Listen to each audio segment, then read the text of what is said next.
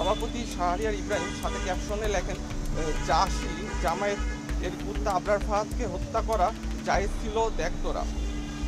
এবং উক্ত পোস্টের কমেন্ট বক্সে জনৈক ব্যক্তি, মূলত বার্তাবাজারের পোস্টটির কমেন্ট বক্সে নওয়াজ হুসাইন ফারদিন নামক এক ব্যক্তি কমেন্ট করে লেখেন, ভাই গেছে যে পথে সেও এইটুকুই, যা বুয়েট শিক্ষার্থী ও আবরার ফাহাদের ছোট ভাই হিসাবে আমার নিকট অত্যন্ত অযাচিত, আপত্তিকর ও হুমকি স্বরূপ বলে বিবেচিত হয়।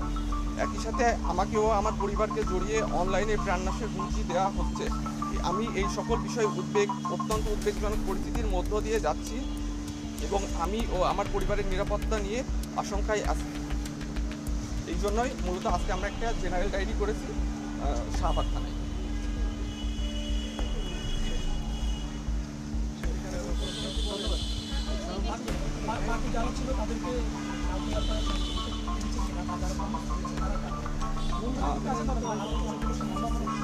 না আসলে এই ক্ষেত্রে আসলে আমাদের পক্ষে তো আসলে মূলত আমি যখন জিনিসটা অলরেডি দেখার কিছুক্ষণ পরে, মানে আমার যেহেতু সারাদিন ল্যাব ছিল, আমি যাই আসলে ফার্স্টে এটা ইনিশিয়ালি দেখার পরে আমি কিছুক্ষণ পরেই আর কি দেখা গেছে যে রাতের দিকে আমি টাইম পেয়েছি, তখন আর কি দেখছি যে আস্তে আস্তে পোস্টগুলো হচ্ছে তারা হয়তো অনেকে ডিলিট করেছে। আর সবার পরিচয় তো আসলে ওখানে অনেক কমেন্ট ছিল, অনেকে শেয়ার করছে, পার্সোনাল আইডি থেকেও করছে। তো সেই ক্ষেত্রে তো আসলে আমার পক্ষে সবার পরিচয় জানা সম্ভব না।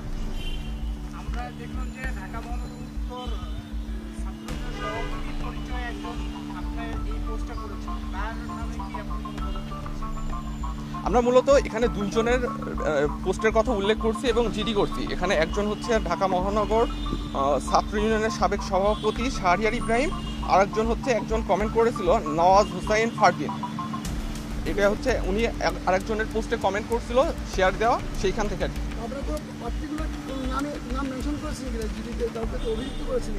জি, এই যে এই দুইটা নামের কথাই বললাম, শাহরিয়ার ইব্রাহিম এবং নওয়াজ হুসাইন ফারদিন।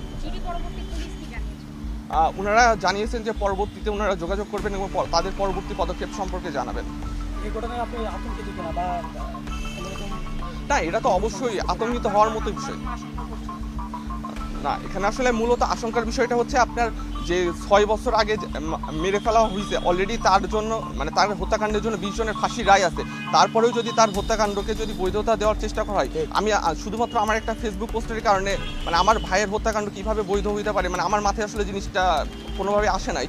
তো আবার একই সাথে সেখানে এরাও বলছে যে হচ্ছে না, এই যে এর ভাই যেই পথে গেছে আমিও সেই পথে যাব, অথচ মানে এই টাইপের জাস্ট আমি একটা ফেসবুকে জাস্ট একটা মন্তব্য করছি। মানে আমি তো এখন আমার তো ব্যক্তিগত জায়গায় আমি ফেসবুকে যদি একটা মন্তব্য করার জন্য কি মানে আমার ভাইকে হত্যা করা কীভাবে জায়েজ হয় বা আমাকেও কেন ওইভাবে মারা হবে, এটা তো আসলে কোনোভাবেই মানে আমার মাথায় আসলে আসে না। এটা সম্পূর্ণ আসলে একটা মানে বড় কর্মকাণ্ড বলে মনে হয়েছে।